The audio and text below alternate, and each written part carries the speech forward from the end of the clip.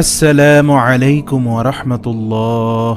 সুপ্রিয় আলোর পথের দর্শক মণ্ডলী, আশা করি মহান আল্লাহ রব্বুল আলামিনের অশেষ মেহেরবানি ও দয়ায় আপনারা সবাই ভালো আছেন। সুপ্রিয় দর্শক, আল্লাহ তাআলা বলেছেন, দুনিয়াতে যত সফলতাই অর্জন করুক না মানুষ, এটা চূড়ান্ত সফলতা নয়, সাময়িক সফলতা। কিয়ামতের দিন যে ব্যক্তিকে জাহান্নাম থেকে দূরে সরিয়ে দেয়া হবে আর জান্নাতে প্রবেশ করিয়ে দেয়া হবে, বলা হবে, যাও, তোমাকে জান্নাতে প্রবেশের অনুমতি দেয়া হলো, এই ব্যক্তি সবচেয়ে সফল হয়ে গেল। এই হলো সফলতা। এই সফলতার পরে আর কোনো ব্যর্থতা, আর কোনো গ্লানি, আর কোনো আশঙ্কা তাকে তাড়া করবে না।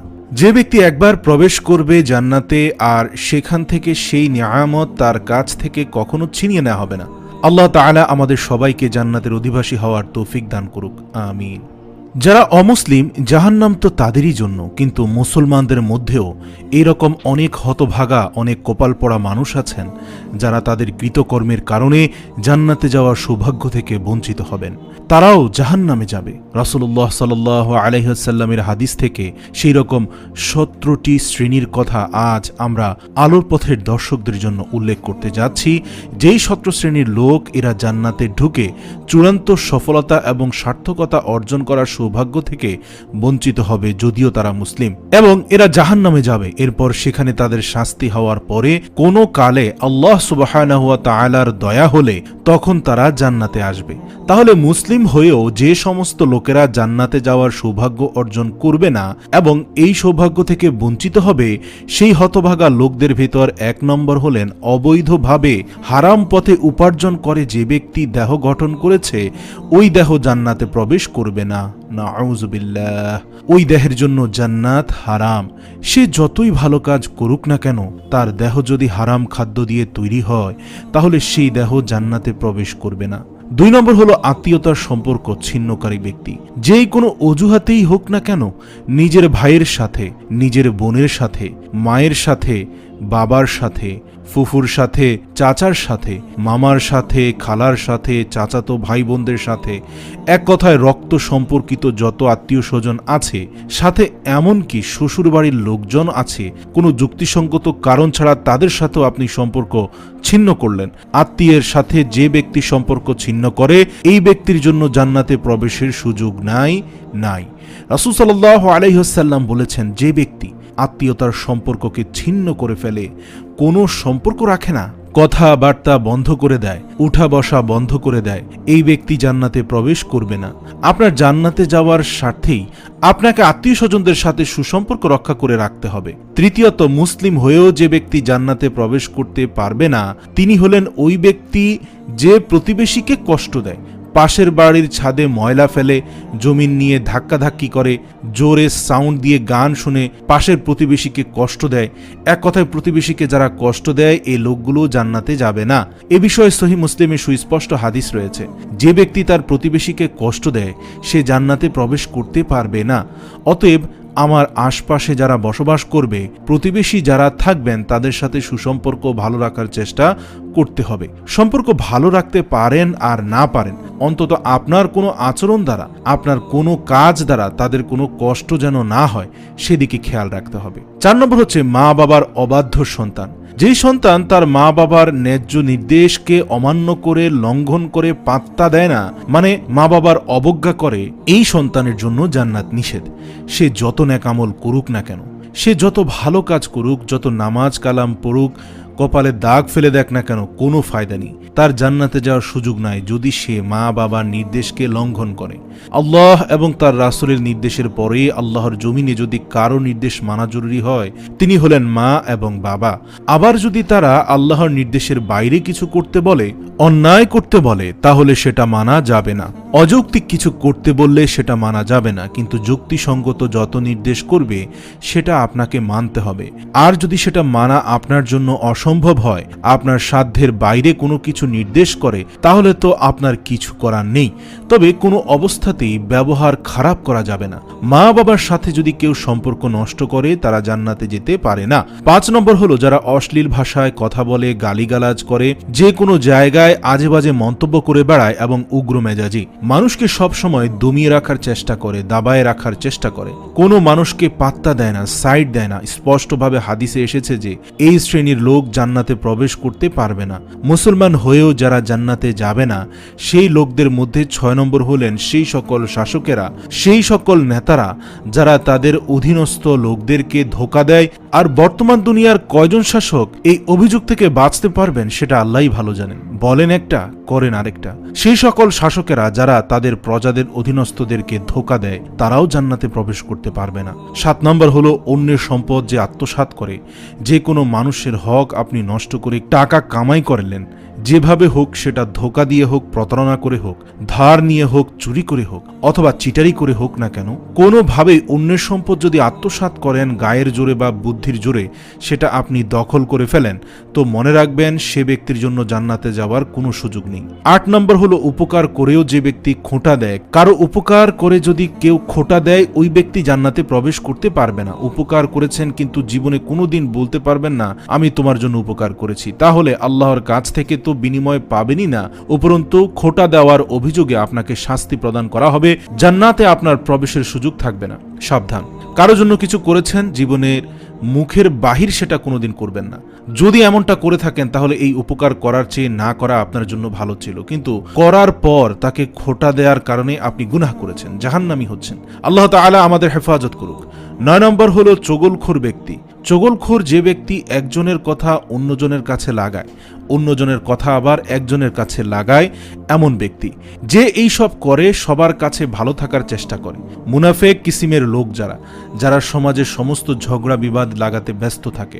আল্লাহ মাফ করুন, এমন চরিত্র আমাদের অনেকের ভিতরেই কম বেশি আছে। এই চগলখোর লোক জান্নাতে প্রবেশ করতে পারবে না। 10 নম্বর হচ্ছে অন্যের পিতাকে যে নিজ পিতা বলে পরিচয় দেয়। অনেক পালকে পুত্র আছে নিজের জন্মদাতা বাবাকে বাবা হিসেবে পরিচয় দেয় না, যে লালন পালন করে তাকে বাবা হিসেবে পরিচয় দেয়। তো অন্যের পিতাকে যদি নিজের পিতা হিসেবে পরিচয় দেয়, এই ব্যক্তি জান্নাতে প্রবেশ করবে না, যদিও সে মুসলমান হয়। 11 নম্বর হচ্ছে অহংকারী, গর্বকারী। যে ব্যক্তি খুব অহংকার করে, দাম্ভিকতা দেখায়, অহমিকা দেখায়, অথবা মনে মনে নিজেকে খুব বড় মনে করে, এই কপাল পড়া যত ভালো মানুষ হোক না কেন, সে মুসলমান হয়েও জান্নাতে যেতে পারবে না। রাসূল সাল্লাল্লাহু আলাইহি ওয়াসাল্লাম বলেছেন, যার অন্তরে বিন্দু পরিমাণ অর্থাৎ সরিষার দানা পরিমাণ বা অণু পরিমাণে অহংকার আছে, এই ব্যক্তি জান্নাতে প্রবেশ করবে না, করবে না, করবে না। বিনয়ী মানুষেরা জান্নাতে যাবে, যারা নিজেদেরকে ছোট মনে করে, সবসময় অন্যকে বড় মনে করে, নিজের দোষের কথা আগে দেখে, নরম থাকে, অহংকার করে না, এই লোকগুলা জান্নাতি। আর যারা অহংকার করে, এই লোকগুলো জাহান্নামী। আল্লাহ তাআলা আমাদের অহংকার থেকে হেফাজত রাখুক।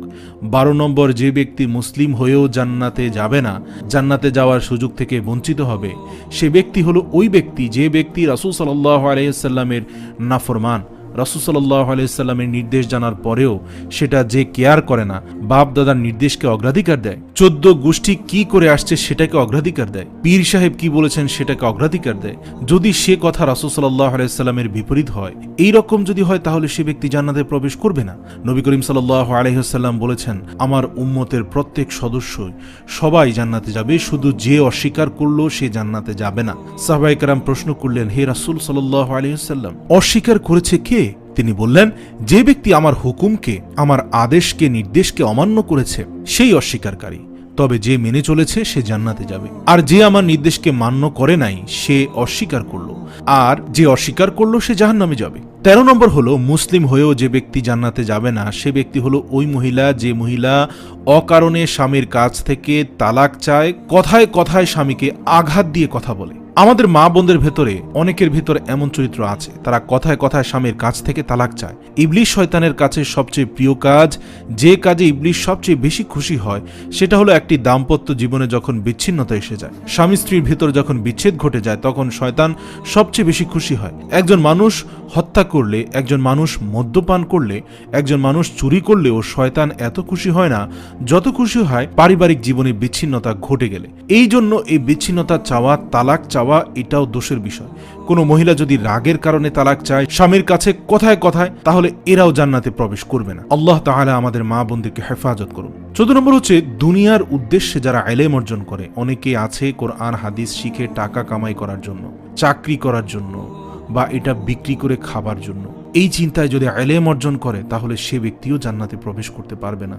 15 নম্বর হলো যে ব্যক্তি মাথায় কালো কলব ব্যবহার করে, চুলের মধ্যে দাড়ির মধ্যে পিওর কালো কলব, যেখানে কোনো মেহেদির মিক্সও নেই, একেবারে পিওর কালো কলব ব্যবহার করে, এই ব্যক্তিও জান্নাতে যাবে না। যদিও আলেম ওলামাদের মধ্যে এখানে মত পার্থক্য আছে। যেমন স্ত্রী যদি চায় তাহলে চুলে কালার করা যাবে, তবে এক্ষেত্রে মনে রাখতে হবে রাসূল সাল্লাল্লাহু আলাইহি সাল্লামের সুন্নতি তরিকায় মেহেদি ব্যবহার করাই সর্বোত্তম। এখানে কেমিক্যালাইজড কোনো কালার ব্যবহার করা ইসলামী শরীয়ত কখনোই সমর্থন করে না। প্রিয় দর্শক, 16 নম্বর হচ্ছে রিয়াকারী ব্যক্তি। যে ব্যক্তি আমল করে, ভালো কাজ করে মানুষকে দেখানোর জন্য, বিশেষ করে আজ প্রিয় ভাইরা অর্থনৈতিক যত ইবাদত আছে এগুলোর ভেতরে উদ্দেশ্য অসাধুতা প্রচন্ড পরিমাণে থাকে। আমরা এইগুলো করি অথচ চিন্তা থাকে মানুষ আমাকে বাহবা দিবে, আমাকে দানবীর বলবে, বা সবাই জানবে যে আমি বড় ধরনের দাতা, দান সৎকা করি, সবার কাছে আমি ভালো সাজবো, সবাই সেই জন্য আমাকে সম্মান দেখাবে। এরকম মানসিকতা যদি কাজ করে এটিকে রিয়া বলা হয়, লৌকিকতা বলা হয়। আপনি কোনো ন্যাক আমল, কোনো ভালো কাজ, সেটা অর্থনৈতিক হোক আর শারীরিক হোক, ভালো কাজ হোক, এটা করে যদি মানুষকে দেখানোর উদ্দেশ্যে করে থাকেন তাহলে সেই আমলটি বা সেই কাজটি ন্যাক আমল হয়ে আপনার জান্নাতে যাওয়া তো দূরের কথা, বরং এটি আপনাকে জাহান্নামে নিয়ে যাবে। এই জাতীয় রিয়া করার থেকে না করা অনেক ভালো। এটা শিরকে আসগার। রাসূল সাল্লাল্লাহু আলাইহি সাল্লাম বলেছেন, আখরি জামানায় শেষ যুগে কিয়ামতের আগে দাজ্জালের যে আতঙ্ক হবে, যে আতঙ্কে অনেক মুসলমান অমুসলমান হয়ে যাবে, ইমানদার ইমান হারা হয়ে যাবে, সে আল্লাহ দাবি করবে এবং অনেক কুদরত দেখাবে, তারা তা দেখে অনেকে ফিতনায় পড়ে যাবে। সেই সময় তোমাদের জন্য ইমানের উপর টিকে থাকা যত কঠিন হবে, সেই অবস্থায় তোমরা যতটা বিপদে পড়বে, সেটাকে আমি যতটা ভয় পাই তার চেয়ে বেশি ভয় পাই তোমাদের এই শিরকে আসগারকে। অর্থাৎ এমন একটা সময় আসবে যখন যত আমল করবে মানুষগুলো মনের মধ্যে এই আশা নিয়ে করবে যে লোকে দেখুক, আমাকে ভালো বলুক। আল্লাহকে খুশি করার জন্য কোনো আমল খুঁজে পাওয়া কঠিন হয়ে যাবে। এই সেই রিয়া বা লৌকিকতা, মানুষ দেখানো কাজ, মানুষের কাছে বাহবা পাওয়ার জন্য, মানুষের কাছে সম্মান পাওয়ার জন্য, সুনাম সুখ্যাতি অর্জন করার জন্য যদি কোনো ভালো কাজ করা হয় তাহলে এই ব্যক্তি কোনো দিন জান্নাতে প্রবেশ করতে পারবে না। আল্লাহু আকবার। সর্বশেষ 17 নম্বর হচ্ছে ওয়ারিশকে বঞ্চিতকারী ব্যক্তি। তার পরিত্যক্ত সম্পদ থেকে তার কোনো ওয়ারিশকে মাহরুম করে এই ব্যক্তি জান্নাতে যেতে পারবে না। সম্মানিত ভাইরা, কোনো ওয়ারিশ, আপনার কোনো সন্তান, সে যদি অন্যায় করে আপনাকে শরীয়ত অধিকার দেয় নাই এইটা বলে যাওয়ার যে আমি মরার পরে তাকে আমার কোনো সম্পত্তির ভাগ দেব না। অনেক বাবা মাই এই কাজটি করেন, বলে যান মৃত্যুর আগে আমি মারা যাওয়ার পরে সে আমার লাশের কাছে আসবে না, আমার জানাজা পড়তে আসবে না, সে আমার সম্পত্তিতে কোনো ভাগ পাবে না। মনে রাখতে হবে আপনার ঘরে জন্ম নেওয়ার কারণেই আল্লাহ তাআলা অধিকার দিয়েছেন আপনার সম্পত্তিতে তার হক। আপনার মৃত্যুর পরে সে পাবে। সে যদি মন্দ হয় তার হিসাব আল্লাহ নিবে, কিন্তু আপনি তাকে উত্তরাধিকারী সম্পদ থেকে বঞ্চিত করার অধিকার ইসলাম আপনাকে দেয় নাই। কোনো সন্তানকে ত্যায্যপুত্র করা, এই জন্য শরীয়তে কোনো নির্দেশনা নেই, এটি জঘন্য পাপাচার।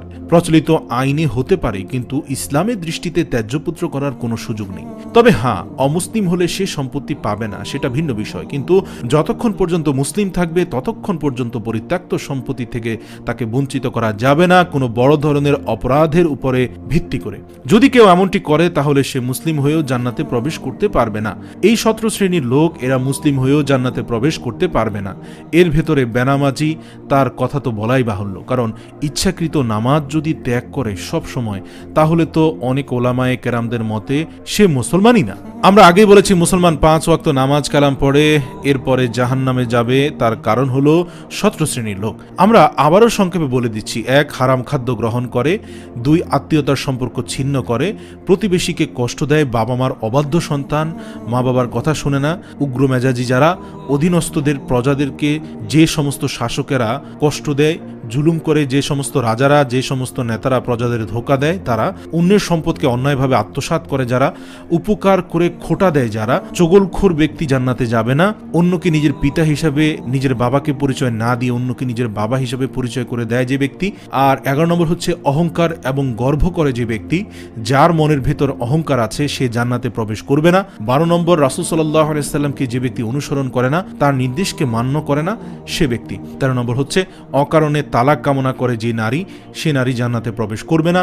14 নম্বর হচ্ছে দুনিয়াবি উদ্দেশ্যে যারা ইলম শিখে, তারা চুলে বা দাড়িতে পিওর কালো কেমিক্যালাইজড কলব ব্যবহার করে যারা।